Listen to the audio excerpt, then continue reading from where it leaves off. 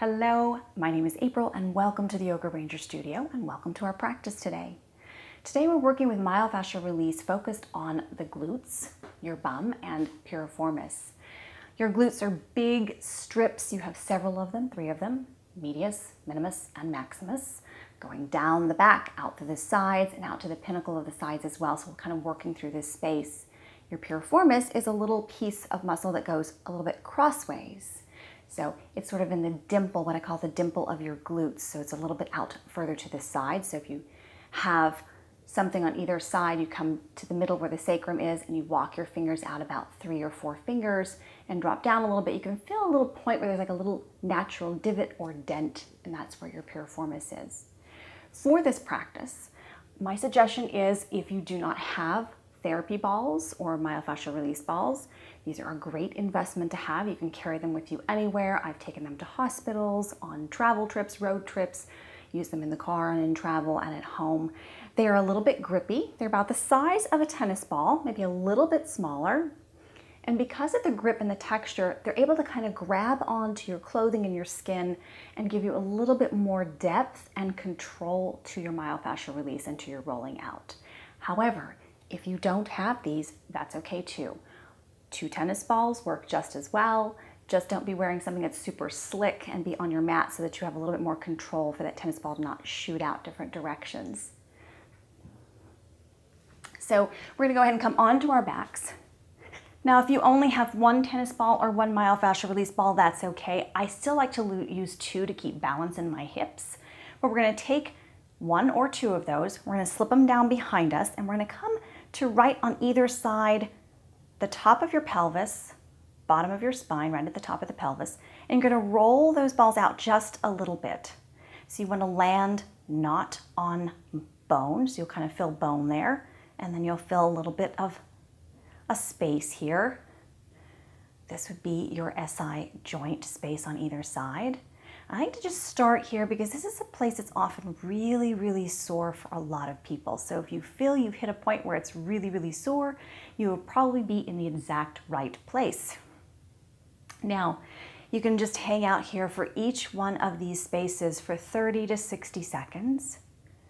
If this is too much for you, take the balls and roll them out a little bit further out to the outer edge of your hips, or down a little bit, or up a little bit. Sometimes working with the space right above, below, or out to the sides helps you get into that space. Now, if you want to begin to gently rock your knees a little bit side to side. I don't think I've ever come down for a myofascial release session and had my SI space not be a little bit sore. I think most of my clients feel exactly the same. This is just kind of a tender space. Being really thoughtful as you move here. Maybe you start to shift your hips side to side, keeping your knees up toward the ceiling, feet flat. You have a little more control here. Now, if you just have 1 ball, you're going to start on one side and just stay on one side. You could use a block or a blanket underneath the opposite hip to keep your hips level, which I think feels probably a little bit better.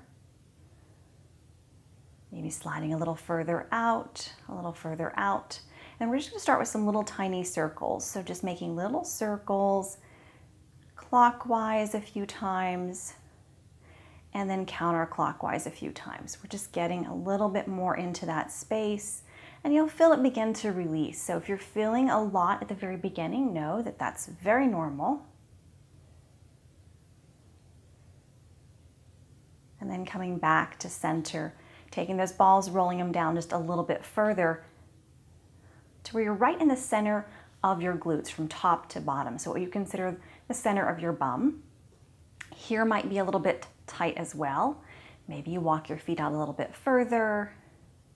Here again, we're just gonna start, hang out here. Notice whatever comes up. Take some nice deep breaths. Sometimes when a space is really, really tense, and it feels very intense, we hold our breath. And then start to just rock the hips a little bit side to side.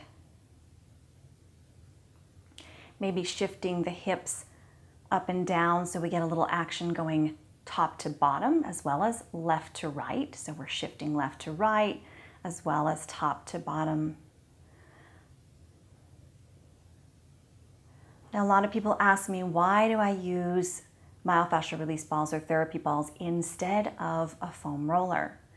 My theory is this: the body is not flat and a foam roller has flat surfaces. And when you get into something a little smaller like a therapy ball, you have something that can go a little bit deeper into the tissue, do a little bit more massage than just a foam roller. But you could always start all of these with a foam roller and get used to it. Here again, starting to do some circles here with just to the right a few times. And then to the left. And as you go, you once again start feeling that things are not quite as tense and tight or as intense.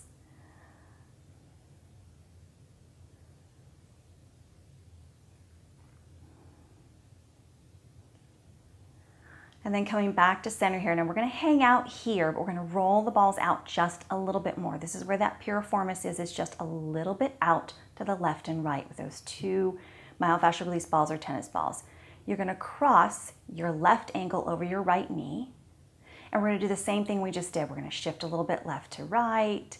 Now here again, if you don't have that other ball, that's okay. You can still do all of this.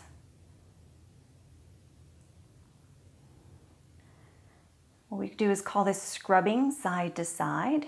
So we're scrubbing across what the natural direction of that muscle would be, although the piriformis would be kind of going this direction. And maybe leaning a little bit over to that left side or whatever side your ankle is crossed on and making little circles. Now, if this is too intense, you can always take that weight off and shift back over to the other side a little bit. And then changing the direction of your circles. And then maybe rocking back and forth just a little bit. So you go up and down, finding those spaces, maybe going further, tilting that knee up toward the ceiling and away from the ceiling.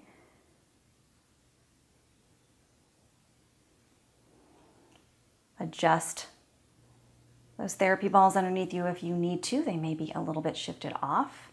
And then go ahead and uncross that ankle and bring that left or right knee, whichever one you had bent in the figure 4 type shape, and hug it into your chest. Take that leg out straight, and we're going to do little scissors. So taking that left leg, if it's your left leg you're working on, out to the side a little bit, and then back into the center.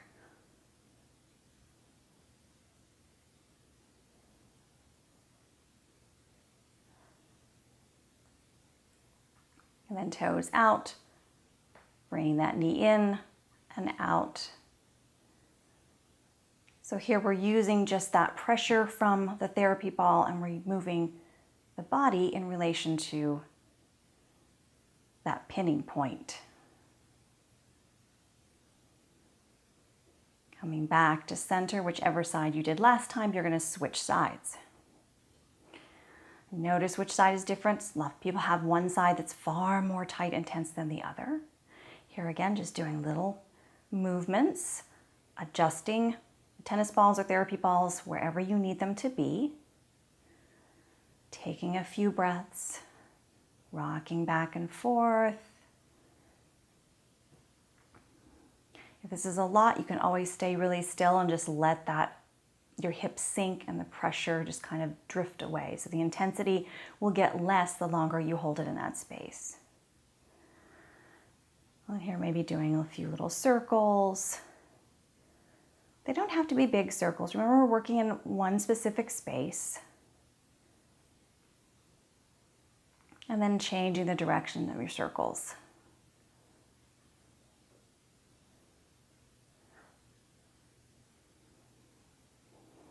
And then rocking a little bit up and down, just a tiny shift of your body weight. Maybe leaning a little bit, dropping that right knee over to the right, whichever knee you have bent. Maybe doing a little bit more of that kind of scrubbing back and forth, or maybe circles. Kind of go what feels intuitive for you. Some days it may be one thing, some days it may be another.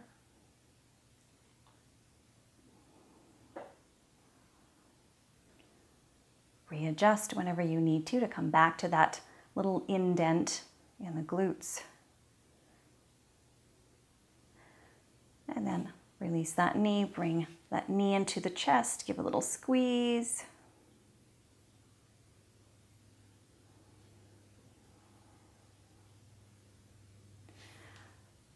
Readjusting if you need to, they may have slid out. And then take your leg out in that scissor action here. So taking the leg out to the side and back to the center.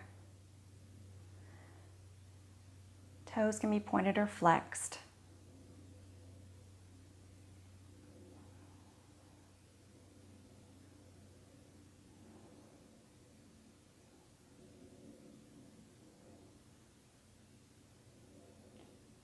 Going back to center, bringing the knee into the chest and back away, outstretched, knee to chest, outstretched, just noticing what you feel here. A lot of myofascial release is based on feeling and sensing and really being aware of how your body's responding to it and adjusting however you need to. Come back to center, readjust if you need to. Sometimes, if you can and want to, you can bring your knees into your chest. This is a lot of intensity, so it may be too much for you. You could bring one at a time. Dropping your feet down. Shifting the tennis balls or therapy balls down a little bit lower. And here again, just a little scrubbing action. Little circles. Usually here is pretty comfortable, so it might not need to stay as long, but it's a nice finishing point. Lift your hips, take those tennis balls or therapy balls off to the side, hug both knees into your chest, give them a little squeeze, maybe taking one at a time.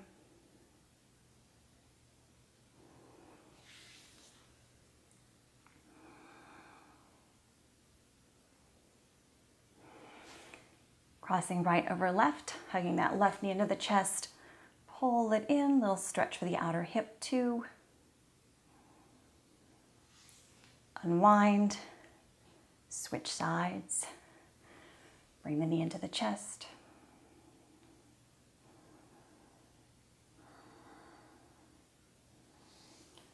And release.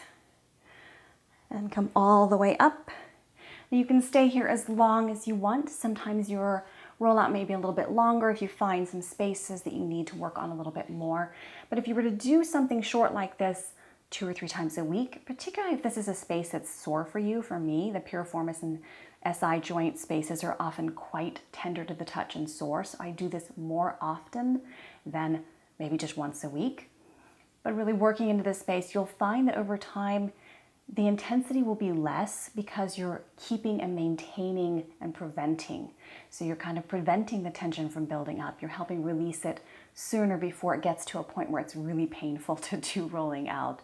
So I know this is sometimes a little bit challenging because it feels really sore, but know that you will walk differently, you will feel differently, and the muscles will be more relaxed. The tissue surrounding the muscles and the myofascial tissue running up and down through those spaces will be a little bit looser and more flexible and mobile. So more mobility is always good, right? Thank you so much for joining me for this practice and have a great week.